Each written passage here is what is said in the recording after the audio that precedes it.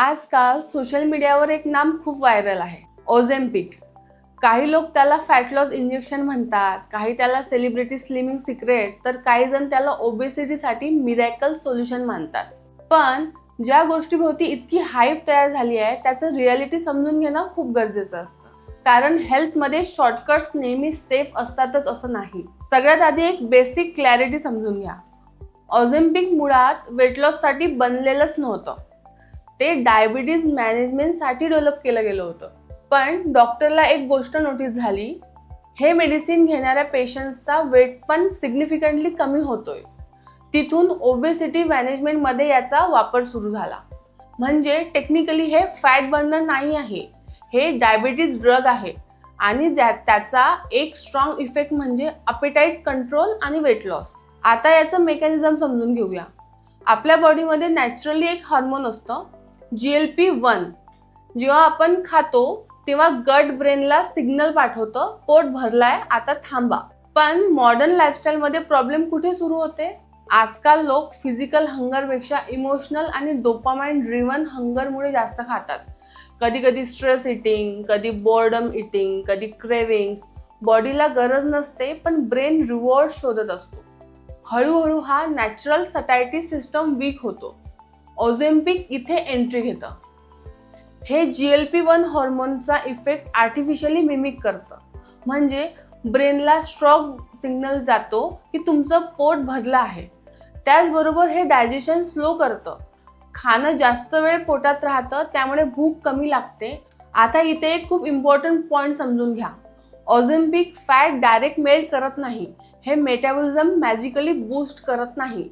हे फक्त तुम्हाला कमी खायला मदत करतं. वेट लॉस होतो कारण कॅलरी इनटेक कमी होतं. म्हणजे जर एखाद्या व्यक्तीने नॅचरली पोर्शन कंट्रोल आणि लाईफस्टाईल डिसिप्लिन मेंटेन केलं तर थेरॉटिकली त्यालाही सिमिलर फॅट लॉस मिळू शकतो. फरक एवढाच, ओझेम्पिक हा प्रोसेस केमिकली इझियर बनवतो. आणि आता क्वेश्चन येतो, मग लोक इतके ऑब्सेस्ड का आहेत? कारण रिझल्ट दिसतात. स्टडीजमध्ये average 10 to 15% body weight loss दिसतो. नवीन इंजेक्शन्समध्ये हा नंबर अजून जास्त असू शकतो. एका 100 kg वेट असलेल्या व्यक्तीचा 10 to 15 kg वेट कमी होणं ही मोठी गोष्ट आहे. म्हणून ओबेसिटी, डायबिटीज आणि फॅटी लिव्हर सारख्या कंडिशन्समध्ये डॉक्टर याला गेम चेंजर म्हणतात. पण प्रॉब्लेम कुठे सुरू होते? जेव्हा सोशल मीडिया याला शॉर्टकट म्हणून सेल करायला लागतं. आणि आज नॉर्मल वेट लोक सुद्धा फक्त एस्थेटिक्ससाठी ओझेम्पिक वापरायला लागतात.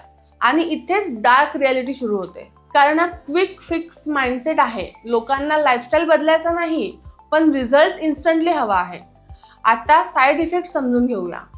सुरुवातीला नॉझिया, वॉमिटिंग, ब्लोटिंग, कॉन्स्टिपेशन किंवा डायरिया कॉमन असतात. कारण डायजेशन अचानक स्लो होतं आणि बॉडीला ॲडजस्ट व्हायला टाईम लागतो. काही लोकांना विकनेस आणि फटिग सुद्धा जाणवते. पण डीपर कन्सर्न हा आहे मसल लॉस. रॅपिड वेट लॉसमध्ये फक्त फॅट कमी होत नाही, मसल्स पण कमी होतो. आणि हे डेंजरस आहे. कारण मसल म्हणजे तुमचं मेटाबॉलिक इंजिन आहे. मसल कमी झालं तर फ्युचरमध्ये मेटाबॉलिझम स्लो होतो आणि वेट रिगेन अजून इझी होतो. म्हणूनच स्ट्रेंथ ट्रेनिंग आणि ॲडिक्वेट प्रोटीन इनटेक खूप इम्पॉर्टंट आहे. आता एक प्रॅक्टिकल एक्झाम्पल समजून घ्या. 2 लोक ओझेम्पिक घेतात. पहिला पर्सन इंजेक्शनवर कम्प्लिटली डिपेंडंट आहे आणि लाईफस्टाईल सेम आहे, no exercise, poor diet, poor sleep. दुसरा पर्सन इंजेक्शन सोबत walking, strength training, protein intake आणि लाईफस्टाईल करेक्शन करतो. काही महिन्यांनी दोघांचं वजन कमी झालं. पण लॉंग टर्म सस्टेनेबल रिझल्ट कुणाला मिळेल? ऑब्व्हियसली दुसऱ्याला. कारण ओबेसिटी हा फक्त जास्त खाण्याचा इश्यू नाही आहे. तो मेटाबॉलिझम, स्ट्रेस, हॉर्मोन्स, स्लीप आणि लाईफस्टाईलचा पण कॉम्बिनेशन आहे. आयुर्वेदा सुद्धा हाच पॉईंट सांगतं. आयुर्वेदाच्या पर्स्पेक्टिव्हने ओबेसिटी म्हणजे फक्त फॅट अक्युम्युलेशन नाही, तर तो डिस्टर्ब्ड अग्नी, स्लो मेटाबॉलिझम आणि आर्म बिल्डअपचा रिझल्ट आहे. ओझेम्पिक भूक कंट्रोल करू शकतं, पण रूट कॉजवर ॲड्रेस करत नाही. जर लाईफस्टाईल सेम राहिला, स्ट्रेस सेम राहिला आणि इटिंग सेम राहिला तर मेडिसिन बंद केल्यानंतर वेट परत वाढणं ऑलमोस्ट एक्सपेक्टेड आहे. आणि स्टडीजमध्ये हे क्लिअरली दिसलं आहे. बऱ्याच लोकांमध्ये ड्रग बंद केल्यावर अपिटाईट परत वाढते, वजन परत येतं.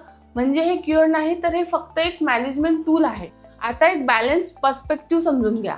जर एखादा पर्सन सिव्हिअर ओबेसिटीमध्ये असेल, जिथे diabetes, BP, heart disease, sleep apnoea किंवा जॉईंट डॅमेजचा रिस्क हाय आहे, तर ओझेम्पिक सारखी मेडिसिन जेन्युइनली लाईफ चेंजिंग ठरू शकतात. कारण obesity it's a serious disease आहे. पण जर नॉर्मल किंवा माइल्डली ओव्हरवेट पर्सन फक्त समर बॉडी किंवा क्विक स्लिम लुकसाठी वापरत असेल, तर तो अननेसेसरी रिस्क घेतोय. आणि ही सोशल मीडिया कल्चरची डेंजरस साईड आहे. आज रील्स आणि सेलिब्रिटी ट्रान्सफॉर्मेशन्स लोकांना रियालिटीपेक्षा इल्युजन जास्त दाखवत आहेत. फायनल ट्रूथ सिंपल आहे, ओझेम्पिक स्कॅम नाही आहे. पण सोशल मीडियावर ज्या प्रकारे त्याला मॅजिकल सोल्युशन म्हणून सेल केलं जातंय, ती माइंडसेट डेंजरस आहे. हे शॉर्टकट नाही, हे टूल आहे. हे तुम्हाला पुश देऊ शकतं, पण तुमच्या ऐवजी काम करू शकत नाही. सस्टेनेबल हेल्थ अजूनही हॅबिट्समध्येच येते. Sleep, stress management, movement, strength training किंवा गुड फूड आणि डिसिप्लिन. डिसिजन नेहमी पर्सनलाइज्ड असायला हवा. ट्रेंड पाहून इंजेक्शन घेणं हा स्मार्ट अप्रोच नाही आहे. Proper medical consultation, blood reports आणि रिस्क बेनिफिट ॲनालिसिस खूप इम्पॉर्टंट आहे.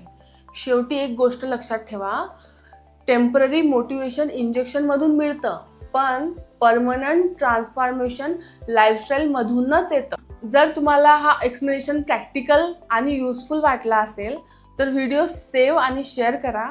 आणि अशाच डीप, प्रॅक्टिकल आणि नो नॉनसेन्स हेल्थ कॉन्टेंटसाठी चॅनलला सबस्क्राईब करायला विसरू नका.